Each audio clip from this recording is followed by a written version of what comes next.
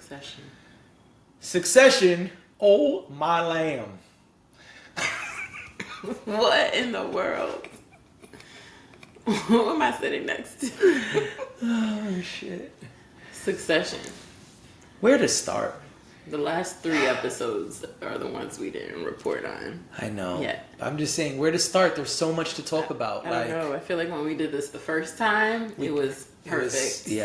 I don't even know where to begin. Well, we have a successor. We can start there. We have a successor, Tom Wambsgans. Oh, Gans. I always say his name wrong. But yeah, man, Tom takes number 1. Let's start there. Spoiler alert. Spoiler alert. Spoiler alert. Whoops. Tom is number 1, man. Tom is number 1. And none of the siblings are the successor. No, they just walked away with a pretty hefty bag. I mean, they got paid billions, and Shiv is wife of CEO and mother of CEO's baby. Yeah, which is interesting. The whole shit went down crazy. There was like such a roller coaster these last 3 episodes. Mm-hmm. Just Greg. Greg was such a pivotal part of these 3 episodes. He was. He was. I wanted to see more of what Greg was dealing with, because Greg really did have a big role, even though it may not seem so to some. If you're paying attention at the way that the chess pieces are moving, it doesn't all happen without Greg. No, I would argue that a lot of it would not happen without Greg, because Greg spilled the beans. I'm agreeing. I'm saying, yeah, without Greg, probably none of this shit would have happened, because Greg spilled the beans on Shiv during the election night. Mm-hmm. Greg gives Tom information later on. Mm-hmm. Greg is feeding Kendall information in multiple episodes, and part of that is him using Google Translator to see the fly shit that they're saying, the Swiss people are saying about Shiv being out. Yep. And then he goes right to Ken and is like, yo, man, I need to get paid big because this shit is about to go down. Right. And so Greg was a very important piece of this puzzle of these last 3 episodes. Mm-hmm. Without it, arguably the Democratic candidate would have been announced as president. Yep. Without it, arguably, Shiv would have went in and got blindsided completely. Mm-hmm. And without it, arguably, we wouldn't have had the pact that fell apart for the millionth time between the 3 siblings. Right. Because it happened because of Greg. Because before that, Rome fucked up at the funeral and retreated to Mom's house, and Shiv and Ken were both trying to pull him towards their cause. Which, can we talk about the funeral for a second? Sure. The funeral was really interesting to me because I think that the writers did a really good job at showing us exactly who they are. The writers or the siblings? You said they are. Who's the they? The siblings. Oh, because I think they showed us who a lot of people are at the funeral. Yes. That's why I'm asking. But specifically our principals, right? Like, we have Rome, who inevitably fell apart. Which is funny because the episode starts with him in the mirror. Right. He was doing his affirmations. He was preparing and everything. He's doing his affirmations in the mirror. He's like, I'm going to kill this shit. And I'm the fucking man. And up to now, Roman has been very unaffected when it comes to the business side of things. He has been channeling his dad and saying, listen, fire them. Right. Get rid of them. Announce it. Like, he was very much... Especially once we saw that...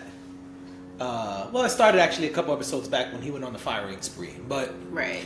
I was going to say, really, you see him mimic dad almost completely. Yeah. Like, kind of become dad during the election night stuff. Yeah. Where he's like, fucking dad did whatever he want. Right. So we're going to do whatever we want. Which is the same night what they going to do? Fires Jerry, right? Isn't that the same night? No, that was the episode before. But... Or maybe even 2 episodes before. Okay. Because he fired Jerry at... Right the day they announced the healthcare stuff. Okay. And he bailed on Ken, and then Ken bodied it. Yeah. And so we see that happen.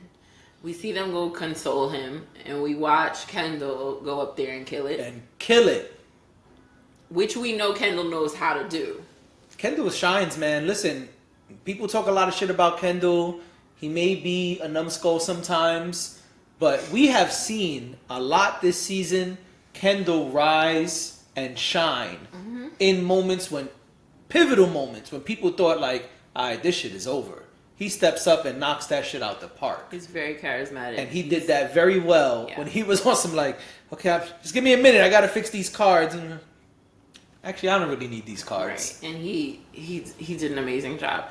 And then you see Shiv, who, unfortunately, and I say unfortunately because she's the woman in the situation, right? Yeah. And so, and they make that known every chance they get. Yes. And like, oh, this is some woman shit. Oh, see what the woman does. Right. And I understand that this is a world of misogyny and toxic masculinity, and all of those things exist because this is a company that is older than dirt. I understand, and that was exactly who Logan was. They've made reference to Logan being a bigot. They've made reference to Logan, he's had all these affairs. He's disrespectful towards women or people he just simply does not like. Right. So we know all of those things. So I understand that we're working within that framework. But at the same time, it's like cringy as a woman. I'm like, ugh, I hate this. I hate that she couldn't. It was so petty for her to go up there and make that speech. And I understand that it was her father's funeral, but that shit had nothing to do with the fact that she loves her dad. No, that was oh my gosh, Kendall was amazing, and I want to be CEO, and I'm trying to like secure things with Matsson, so I need to go up there, and I know that Roman is out now. Roman just solidified that, and Kendall really stepped up. So now I need to try to do it, and it came off the way I think she intended. It was weak sauce. It was weak, and it would have been way better if she did nothing. Right, and I think for her perspective is, well, no, I don't always want to look like the woman who just supports the guys and says that what they do is okay and all of that. But she ended up making herself look weak. Yeah. Like she knew the House of Cards was falling down and she was trying to pick up the pieces. And that wasn't the moment to do it while everyone's eyes were on all of them. Not for that. Not if you're going to do that. No, it wasn't. She would have had to go up there and outdo Kendall. Right. And then it would have been a whole different next couple episodes. Right. And she wasn't even supposed to speak. So it's like... Only Rome was. Girl, just... Uncle was funny. Yes. But... Yes. What were you going to say? My favorite funeral moment. I think this... I know what is all the ladies. The ladies! Yo, Mom Dukes went and got Carrie and was like, come on, Carrie. You come sit with me. By the way, this is my friend Dash. This is my Carrie. And everybody's like, who the fuck is Dash? You don't know this bitch. Who's this? Yeah. She's like, oh, what's Marsha? Marsha. She said, Marsha, this is my Carrie. And Marsha's like, oh, fuck. Then all she could do is console Carrie. Marsha was consoling Carrie. Marsha was like, well, we're in the same boat. All the ladies up front crying. Listen. And everybody is looking like, nigga, what's going on? What happened? Why are those ladies all together? I forget, though, where this actually happened in real life. Where someone had I all saw their a side-by-side. Nice. And this has happened in real life, but I can't remember who it was at the moment. I have to look it up. But really interesting and really funny. That's my favorite funeral moment. But after the funeral, shit gets shaken. Yeah.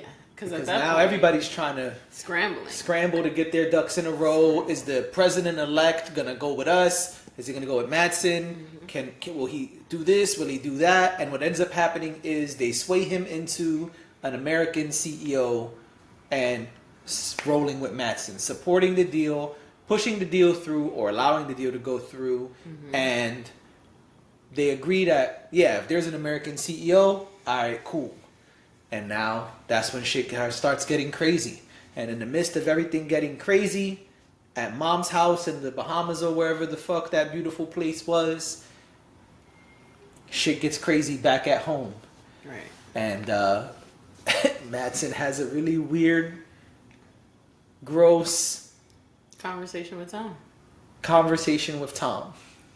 Now, I want to point out right here that after episode 2, I sat in this very seat. Yep. Pop your collar, you know what I'm saying? Dust your shoulders off, all that. And what you said right here on this pod, what you said. And I said, Tom will be the CEO. That's what you said. I said, Tom will be the successor. That's what you said. I You said, and now, I quote, I don't know, but I got this feeling that it's going to be Tom. And I was like, really? You think so? I guess we'll see. Now, what I want to admit, because I can't say that without pointing out, the trajectory of the road rather to CEO for Tom is not what I thought it would be. Because remember, I came back after episode 3 and said, maybe I was wrong. Right. Because I thought that Tom needed Logan in order to make it happen. So I was half right. Well, Because that he could, once Logan was gone, my theory about how Tom would become CEO completely got blown out of the water. And I can admit that. But yes, I thought from the beginning of the season that Tom would be the successor. I did. I didn't. It wasn't until they had that meeting at the house right before reading the little fake will they found. Mm-hmm.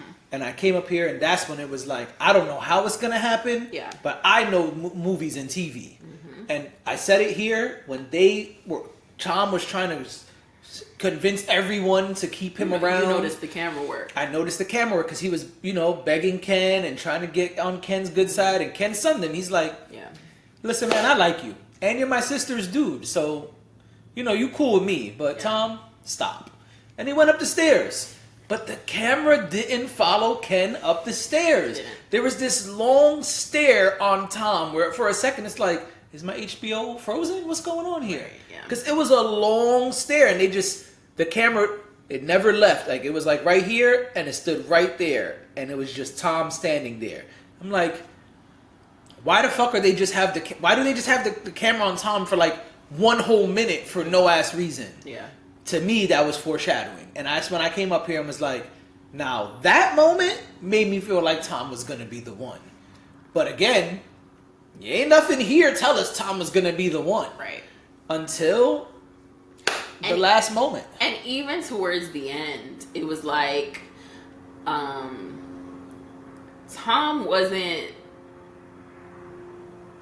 didn't want to be the CEO. Because he never even thought it was within his reach. Right. And neither did any of us. All of the Right. viewers, we swore.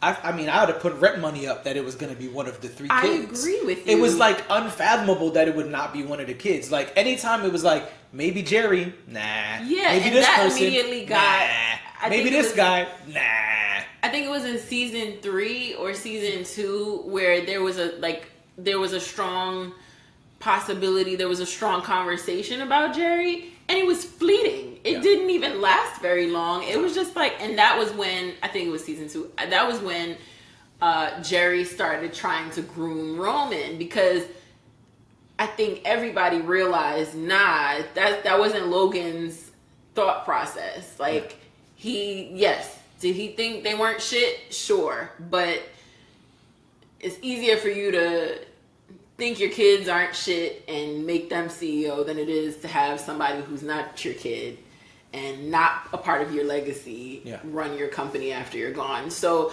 it was such a weird thing. But listen, Tom being the puppet, Tom being the person who is willing to do anything. I would say anything, yeah. Whatever. Anything. And he said that. He said that to Matsson. Matsson was like, well, what do you bring to the table? Sell me. Right. And he's like, he basically says, I'm a doormat. I'll do And whatever you want me to do. He said, I listen to the boss, whoever the boss is. Yeah, and Mattson kind of stared at him a little bit, like, because I think in that moment, Mattson also realized the same thing we already knew, that Tom is just a squirrel trying to get a nut. Tom wasn't looking for CEO. Nah, this whole time, his whole thing was, I have to stay around. Yeah, and I have to be able to stay around. And then Mattson, and then he looks at Mattson, and I think maybe that was the moment where Tom realized it was a strong possibility, and he goes, "Let me tell you why," because he then starts. I don't know if you remember this, but he says first his skills that he thinks are useful. He looks at Mattson, and Mattson kind of hangs back a little bit, like, okay. And then that's when he says, well, I'm organized and I'm this and I'm that. And I think at that point he was like, oh, maybe something else is happening here. I don't know if he knew for sure that it was CEO, but I think that at that moment he realized that he needed to work a little bit harder than just... that I agree with, yeah. Than just, I'm a gopher, or I'll do whatever you want to do as long as you pay me a hell of a lot of money. Because that's really all Tom has ever said, is that money is important to him. Yes. And as long as money he was making... Power. Yeah, and I think even without all of the power, he would have been fine with a big check. Yeah. So... yeah, it was really interesting. And then I'm like, this is not really happening. I'm watching it and I'm like, this is not going to happen this way. Sure enough. My man said, I'll be honest, I want to fuck your wife. He did. Yeah. And I think under the right circumstances, it would happen. Yeah. Mad disrespectful. Tom didn't seem to mind. Tom was like, all right, nigga, whatever. I mean, Tom knows that other men fuck his wife, so some of whom he knows. And on that note... that's our Succession recap. That is our Succession recap.